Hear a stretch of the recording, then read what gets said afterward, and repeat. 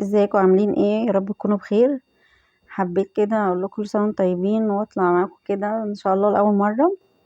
حبيت اقول لكم كل سنه وانتم طيبين ونعمل كده ان شاء الله مع بعض كده النهارده فطار كده خفيف وبسيط. وسهل كده وسريع كده حاجه ايه يعني سريع ما تاخدش مننا وقت. وحبيت اقول لكم كل سنه وانتم طيبين كده والله وممكن اول مره اظهر معاكم فمكسوفه كده فيلا بينا بقى نبدا وصفتنا. جبنا هنا بقى معانا هنا هنحط ميه ونغليها، نحط ملح نحط زيت. نحط بقى المكرونه بتاعتنا نسلقها. تمام كده بعد ما غلت غلوه.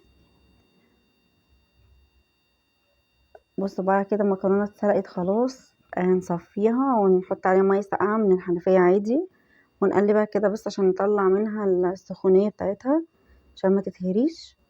ودايما نسلق المكرونه يبقى 3/4 سوا علشان هي كده كده من السخونيه بتستوي على طول. بس كده نحطها كده في المصفى بتاعتها وبعد كده نحط عليها شوية زيت عشان خاطر ايه ما تمسكش في بعضها كده نقلبها. وبعد كده نسيبها بقى تصفى من المية بتاعتها علشان لما نيجي نحط عليها الصلصة ما تبقاش ايه فيها مية. خلاص كده تعالوا بقى نضرب القوطة مع بعض. نضرب بقى القوطة كده بالهاند بقى نضربها بالخلاط زي ما انت حابة المتوفر عندك. تمام. كل سنة وانتم طيبين بجد وعام سعيد عليكم يا رب. هنا بقى نجيب معلقة من السمنة. عايزة تحطي سمنة على زيت حطي. تمام. نحط هنا بقى القوطة اللي ضربناها مع بعض بالهاند ونحط برضه شوية زيت ونقلب قلب كده كله على بعضه ونغطيها يا دوبك تاخد غلوة كده تبتدي تغلي. نحط بقى الملح ونحط كمون ونحط فلفل اسمر ونحط بقى ايه مكعب مرقة. مش حابة تحطي مكعب مرقة براحتك، حابة تحطيه بيدي طعم وبيدي يعني اهو بيبقى حلو يعني. ونقلب كده لحد ما تبقى معانا يعني تستوي وكده يعني. هنعمل بقى هنا نتبل بقى ايه رئيس الوصفة بتاعتنا، الرئيس بتاعنا اللي هو البفتيك بقى. طبعا انا صوتي هو تعبني، معلش يعني. معرفش انا صوتي مالي اصلا كده يعني متغير لوحده يعني. فهنجيب هنا بصلة بقى نبشرها زي ما احنا شايفين. طبعا عايزين نحط المكونات دي كلها في الكبة تمام مفيش مشكلة، بس انا يعني قلت ايه ابشر البصلة كده عادي. ومعانا بقى هنا بيضة نحطها على البصلاية اللي بشرناها. وهنحط بقى هنا بصوا ربع كوباية اللبن. ربع كوباية اللبن دي هتخلي معانا البفتيك طري وما بيشدش ويستوي بسرعة ويبقى طري كده وجوسي كده حاجة كده ايه تحفة. هنحط بقى هنا رشة من الفلفل الأسمر. نحط ملح طبعا حسب الرغبة زي ما احنا عاوزين. ونقلب كل ده في بعضه. طبعا هنحط ليمونة لأن أنا كنت نسيها طبعا يعني ايه نص ليمونة كده. نحط بقى هنا السبع بهارات أو عايزة تحطي بهارات بس حطي براحتك. انا غسلت هنا بقى البفتيك وهحطه بقى في الخلطة الحلوة اللي احنا عملناها دي. واقلب بقى احط شوية كام واحدة واحدة كده واروح مقلباهم. يعني بحيث ايه ان ال يعني البفتيك يشرب من التتبيلة بتاعتنا وكده.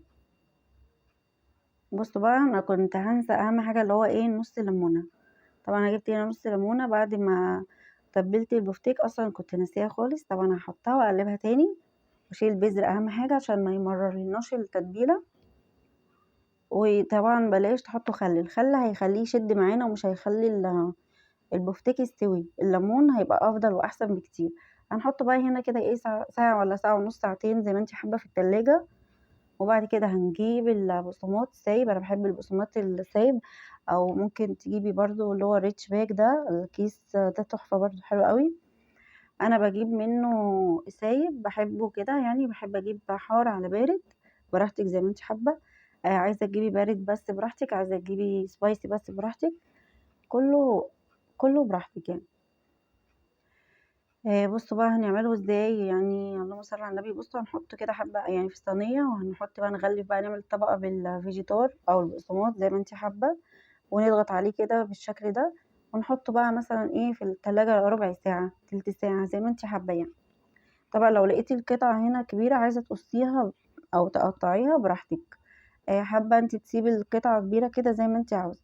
حطيته في نص ساعة في التلاجة ويلا بقى بينا نقليه. كده بقى، يعني الزيت مش لازم الزيت يسخن قوي، يعني نحطه كده ايه عشان ياخد السوا، تبقى نار متوسطة، ولا نعليها ولا نوطيها. وبس كده. نعمل بقى المكرونة، نحط عليها الصلصة بتاعتها بعد ما اتسبكت، وبنشيل بقى شوية من الصلصة دي كده، بنعمل بيها شطة. اللي بيحب الشطة يعني سبايسي بقى والحاجات دي، طبعا انا بحبها. دي الصلصة اللي انا شلتها من صلصة القوطة المكرونة، حطيت عليها الشطة وكده. يلا بقى نعمل طبعا العصير. اهم حاجة نعمل هنا اللهم صل على النبي، الصوبيا.